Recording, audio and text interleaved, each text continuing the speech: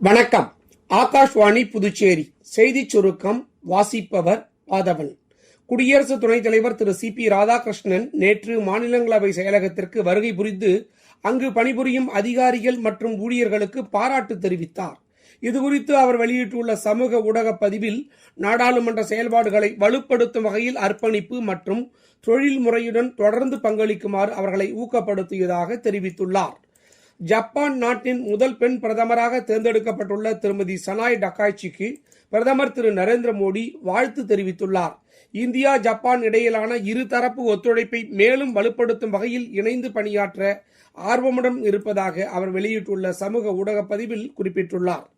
நாட்டை பாதுகாக்கும் பணியில் தீரத்துடன் பணியாற்றும் காவலர்களுக்கு வாழ்த்து தெரிவித்துக் கொள்வதாக மத்திய உள்துறை அமைச்சர் திரு அமித்ஷா வெளியிட்டுள்ள சமூக ஊடக பதிவில் குறிப்பிட்டுள்ளார்.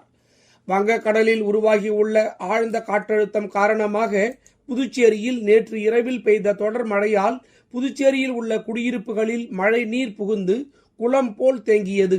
மழை பாதிப்புகளை அறிந்த முதலமைச்சர் திரு ரங்கசாமி நள்ளிரவிலும் பாதிக்கப்பட்ட பகுதிகளுக்கு காரில் நேரடியாக சென்று ஆய்வு செய்து மழைநீர் வடிய விரைந்து நடவடிக்கை எடுப்பதாக பொதுமக்களிடம் உறுதியளித்தார். தொடர் மழையால் ஏம்பலத்தை அடுத்த கரிக்கலாம்பாக்கம் புதுவையின் நெற்களஞ்சியம் எனப்படும் பாகூர் பகுதியில் நெற்பயிர்கள் நீரில் மூழ்கியதால் விவசாயிகள் கவலை அடைந்துள்ளனர்.